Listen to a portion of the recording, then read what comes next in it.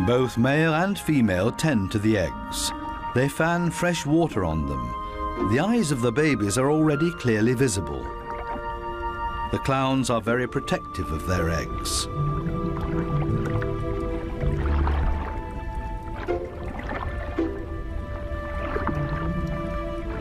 It takes the two of them to protect their offspring, and only in conjunction with the anemone.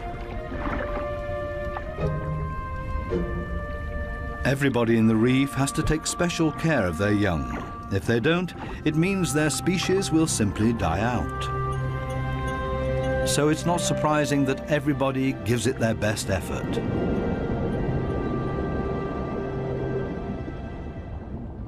This triggerfish has hidden its offspring in a small hollow in the sandy ocean floor. And this means having to constantly protect this open egg site. On occasion, they blow and fan the eggs, but mostly they keep an eye out for predators. This means grave danger. One of the sea urchins is wandering straight towards the nest. The eggs have to be protected at all cost, but how? The triggerfish seems to consider the alternatives.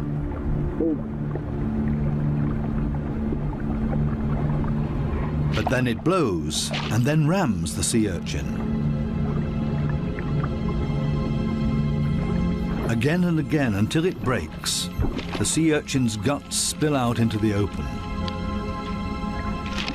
A few more hits for good measure. The danger has been averted. Everything else is easy.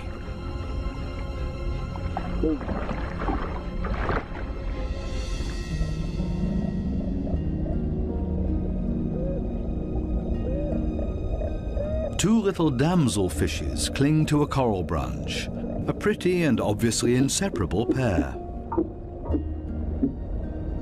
They appear to have something important to do. And there it is.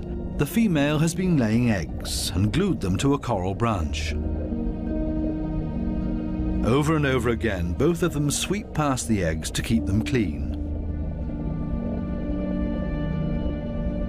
Two very busy parents in the middle of town. Not far from them, the same kind of damselfish, but this one is feeding on the eggs, not tending to them. This damselfish's priorities have changed. Its partner is gone, and it's impossible to bring the eggs through by itself, so it feeds on its own eggs to at least recycle the nutrients.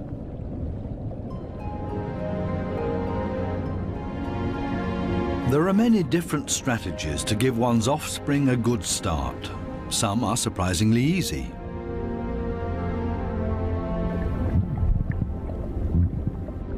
The mass mating of the black sea breams. The males are so generous with their sperm that often a cloud of it will engulf the entire wedding party.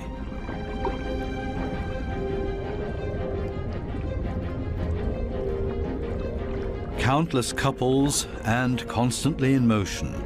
A predator would have a hard time to find its bearings in this schooling behavior.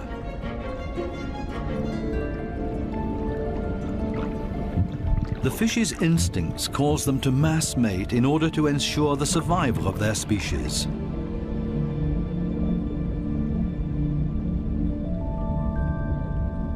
Cardinal fishes have their own clever means of child protection.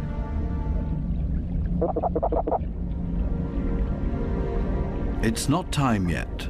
The couple are still flirting and courting with each other, going around and around.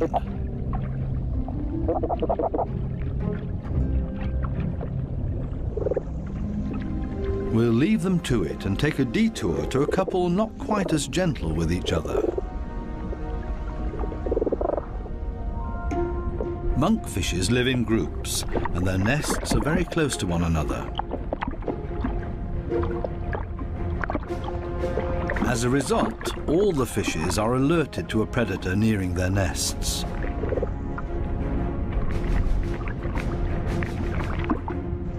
Hermit crabs love to feast on the eggs of the monkfishes, so the protective parents are all getting nervous.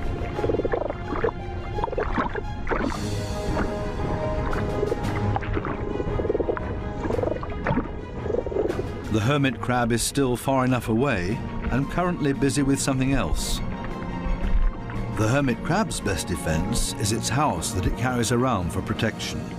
The patience of the monkfishes is wearing thin.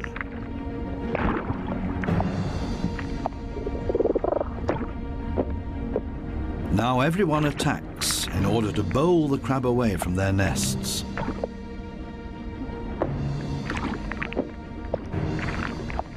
They're clearly telling this hermit crab to take a hike, but they should have stayed with their offspring because there's new danger approaching.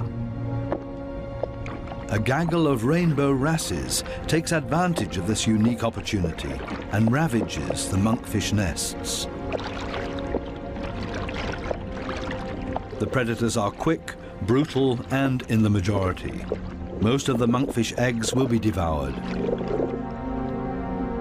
An attack of this kind would never happen to the cardinal fishes because they are mouth brooders and don't have to watch over a nest that's out in the open. The males carry the eggs in their mouths, up to 20,000 of them.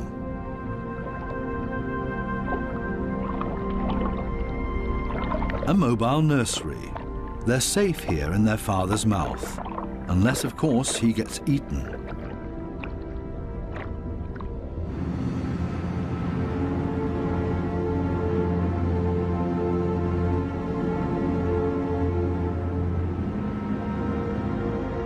During the night, when it's dark, the danger is greatest. These underwater cities have a very active nightlife with special attractions. Basket starfishes come out and sit in the current. It's a night-active type of brittle star. With their arms full of tiny little hooks, they filter plankton out of the water to feed.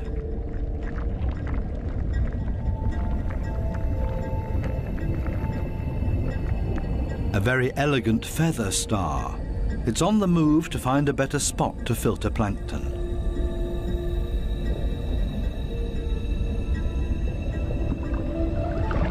This Spanish dancer is even more graceful and elegant than the brittle stars. It's a type of nudibranch.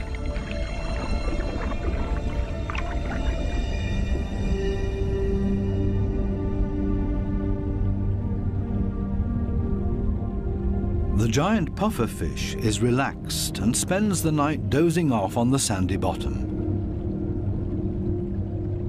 Others prefer the safety of their quiet bedroom, a surgeonfish.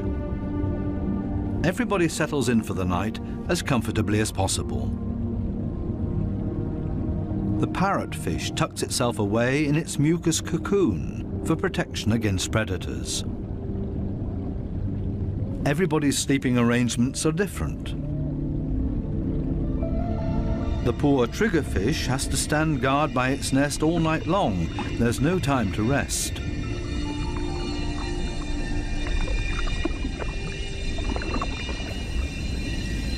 Some of the predators are quite soft-footed. A cone snail has spotted a small fish.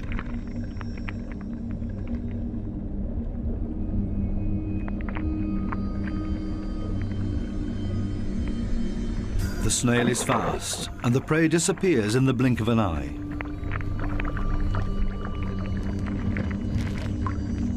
The night is still young, and still full of danger and terror.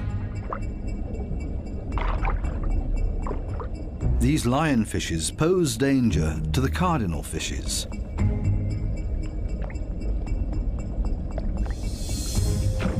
Lionfishes suck in their prey.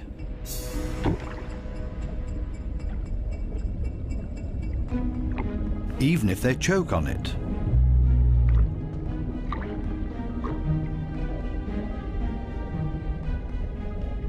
They're hanging around waiting for their chance.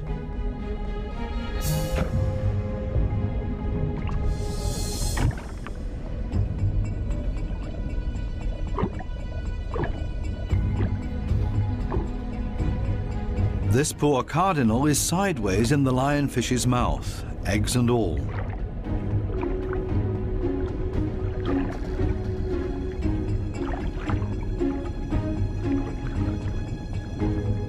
Lionfishes aren't the most elegant predators, with all their attachments and frayed fins. But this is all part of their camouflage. They're harder to see and blend into the background. Outside the reef, the lionfishes hunt as a school. They drive their prey towards one another with their fanned-out fins.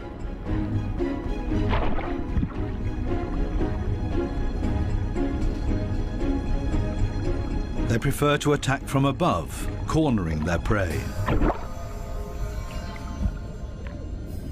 This is not a different location, just different light. These special blue lights totally change the appearance of the reef.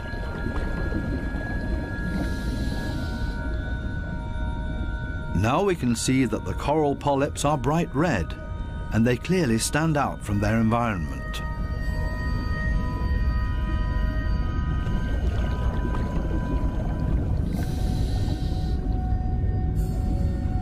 A new and fascinating perspective on the communication of many ocean inhabitants. And suddenly an eruption of sorts.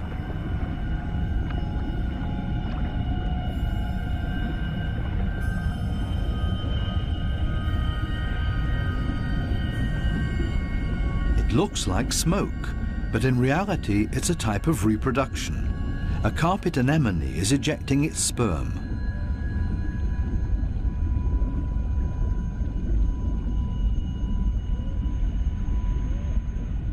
In the blue light, it looks like a dramatic eruption.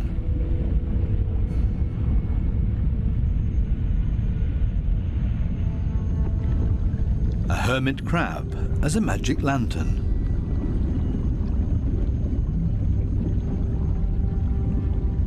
The blue light brings out these colors.